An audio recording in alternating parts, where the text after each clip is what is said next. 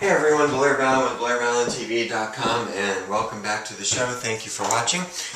Today, I was on the way back to the office and trying to come up with an idea for today's show, and then it hit me, and I realized what I should talk about is when I started blogging a couple years ago. The blog title that I had was the Rambling Realtor, because I would go on about stuff and obviously voice my opinion, and that's what I was thinking I would do today about this specific topic. Doesn't really have any relevance to short sales, improving the market, although I guess it could definitely help the market.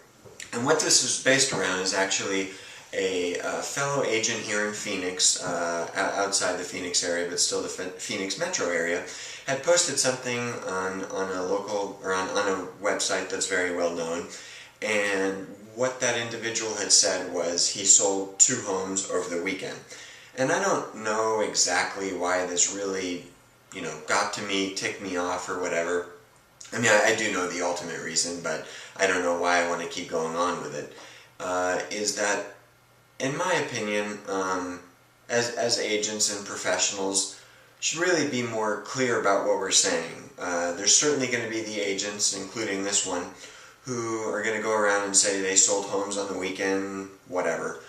Ultimately, in the industry, most of us probably understand what that means, which is that 2 homes had accepted offers. He or she got his accepted offer or their accepted offer on the home that they made an offer on. And, that's fine. But the reality is, using the term sold, I think, is a bunch of crap because it didn't sell. And the very analytical, technical side of me looks at that and says, okay, if you sold it, then why is MLS it showing up as pending? And if you represented the buyer, fine. You can't have it show up as sold because you're not that agent. I mean, you can't have it show up as sold anyway. But the reality is, nothing's sold. And, I mean, the best evidence of that is if that buyer backs out of the deal, the home unsold. I've never really heard of a home unselling.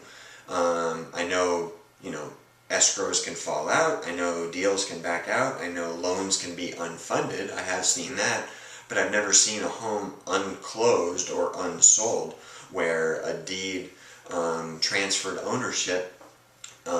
In most cases, there are rare exceptions where a bank owns a property, foreclosed on it, and it shouldn't have, and then it goes back to the previous owner.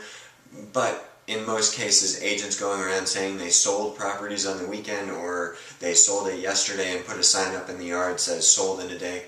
Nothing happened in a day. It takes however long to close escrow, and then it closes, and at that time it sells. So, again, I know this is me just rambling, the Rambling Realtor, whatever you want to call it.